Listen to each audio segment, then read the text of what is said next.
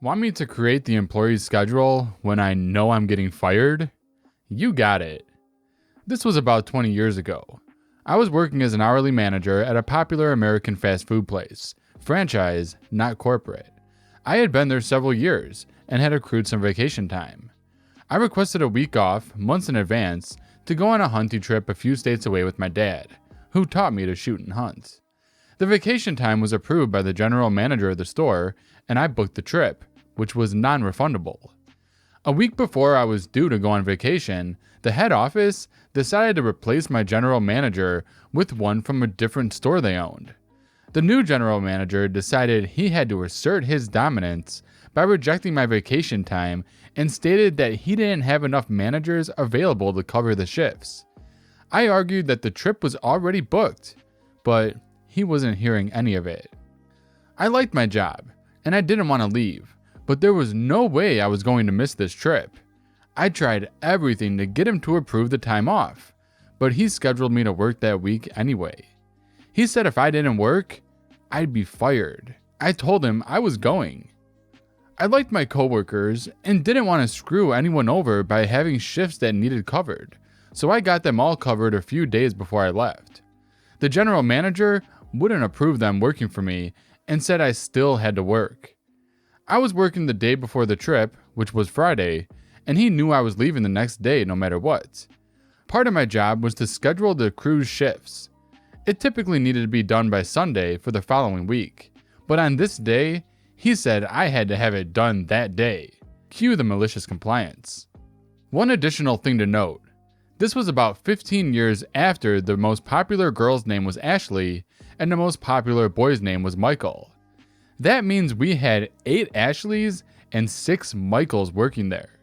It was normally trouble to keep them from having more than 2 of them there at the same time because of labor laws. That Saturday from 11 a.m. to 2 p.m., which was lunch rush, on the general manager's shift, every single one of them was scheduled at the same time. I can only imagine the chaos when he wanted one of them to do something. When I picked up my last check, another shift manager confirmed that it was as glorious as I had imagined. Prove I broke my arm? Sure. A bit of a warning for the queasy, it gets a little graphic, and the background is kinda long. It's important for the story to understand how ridiculous this nurse was being. Background. Way back in the magical year of 2000, I was a teenager attending a summer camp. Usually it was day only.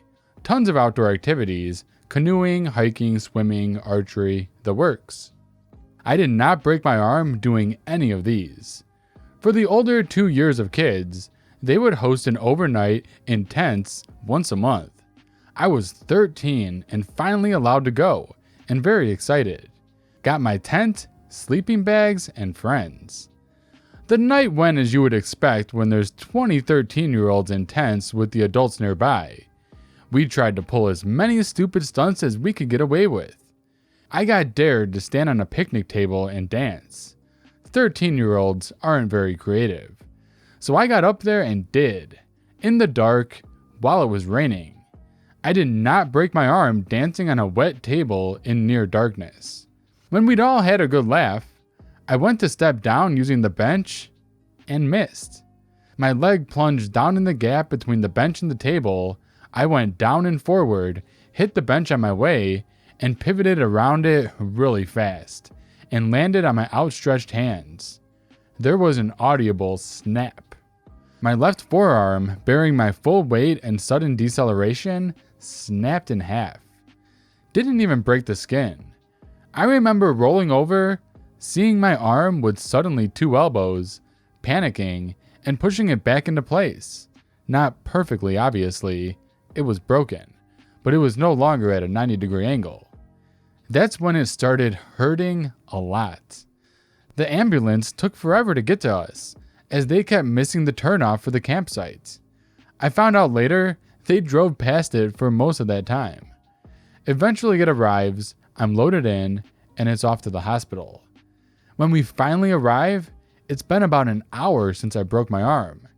I've been in intense pain the whole time, and the EMTs haven't given me anything for it.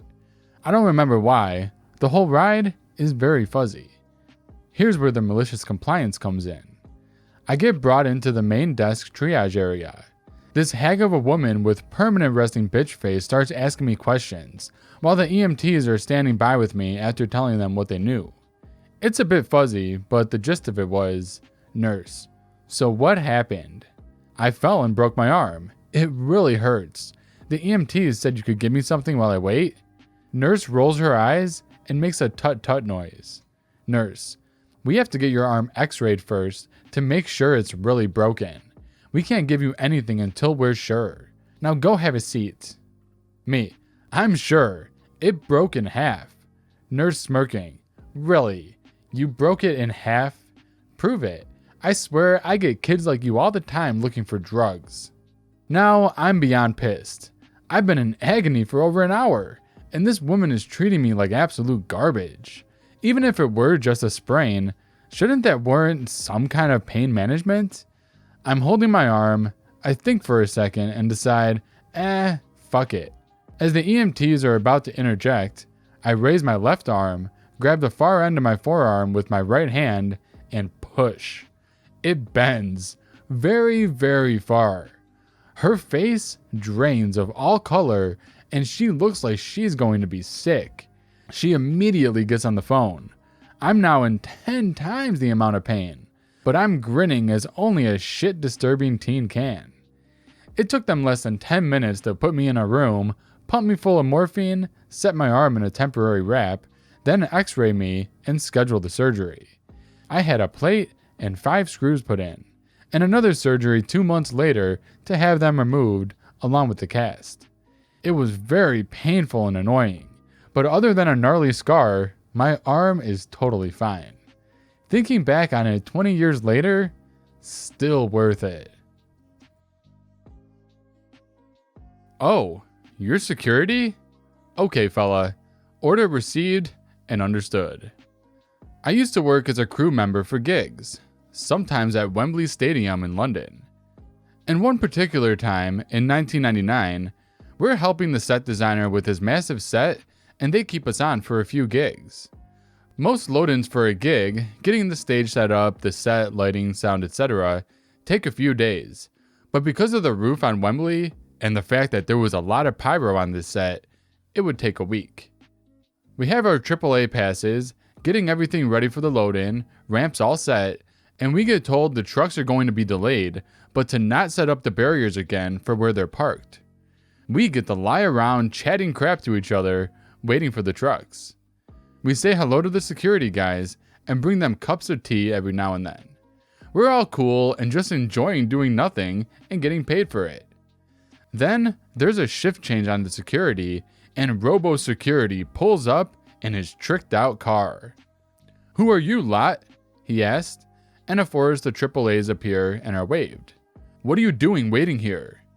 I'm supervising the very, very hard work of dosing, so I say, "Alright mate, we're just waiting for the load-in, but the trucks are delayed." He then replies, "I'm not your mate. I'm here to look after the security for backstage." Like the backstage for a gig at Wembley only needs him to make it secure. Okay. We're going to be here for a week, so I try to build bridges, and the conversation goes like this. Me, "Are you going to park there?" "Yeah, I'm security." "I wouldn't park there." "It's parking, isn't it? So I'm parking there. Talk to production if there's a problem." "No worries, mate." He stops off to protect the band as he probably sees it. The trucks then start arriving, and as I'm supervising, I get to park them up. They arrive in 8s, as there's 38 containers coming, and they drop the trailer, and the cab goes off to get another. I'm asked about the car parked in the middle of the parking area for the trailers, and I have to tell them that he's security, and I've been told to take it up with production if there's an issue. An accord is reached without a word being said, and the trailers are distributed by how they are loaded in, but the first 4 all seem to be parked around Robo Knob's car. We get all the trailers set and start the night-long load-in. A lot of it's just emptying the trailers and putting the flight cases where they need to be. So it gets to 6 a.m. in the morning, And we've been going hard since 11 p.m. the night before. And lo and behold, RoboKnob appears. Where's my car? It's where you parked it, mate. How am I going to get it? Best speak to production, as we're not allowed to move them trailers now until next Monday. His bottom lip actually quivered as he walked off. We then got to see him picked up by his missus, her giving him lip the whole time for getting her up at this hour. If you're late one more time, you'll get suspended. So this takes place back in high school around 2001 to 2002-ish. Not a huge satisfying scenario, but it sure felt like it back then. I was enrolled in a private high school back in the day. This means two things. Basically, they can make up whatever rules they want since they aren't governed by the states, and it means that most of the kids didn't live in the neighborhood the school was located in. Personally, I lived about 20 to 25 minutes away from the school, which, coupled with the fact that I wasn't a very organized person, meant I had trouble making it to school by the time the first bell rang. Well, our school really wanted to crack down on lates. They eventually adopted a system where if you were late 3 times, you were awarded a detention. After 3 detentions, you received an in-school suspension. The punishment definitely didn't fit the crime, at least in my opinion. Another caveat to this scenario is that I didn't have my driver's license yet. So when I got my first detention, my dad had to adjust his day by 60 to 90 minutes to accommodate picking me up later after school. Especially since I had a younger brother who was dismissed at normal time. So he had to pick him up, wait an hour or so, then come back for me. I eventually earned my second detention for being late, and my dad did not appreciate doing the whole extended pickup again. So cue a few weeks later, and I've already racked up another 2 lates. Then, one morning, I was rushing around trying to get ready and imploring my dad to get there on time because if I didn't, I would get a 3rd detention and an in-school suspension. To which he replied, "Okay, so what's the consequence for being absent?" Nothing? Well, if we're gonna be late, I'll just call in and tell them you'll be absent today instead. So, from then on, if we were ever running late, my dad would call the school and inform them that I wasn't going to be there. My dad did things like this all the time, and he didn't care because, frankly, he didn't like most of their rules either, and I was a good student. So in turn, I got a couple weeks worth of days off by the time the school year was over, and 16-year-old me couldn't be happier. Hey guys, thanks for checking out this video. I hope you enjoyed these stories from r/MaliciouSCompliance. And if you're new to my channel, help me out by hitting that subscribe button and bell to be notified of future videos. And I'll see you guys in the next one.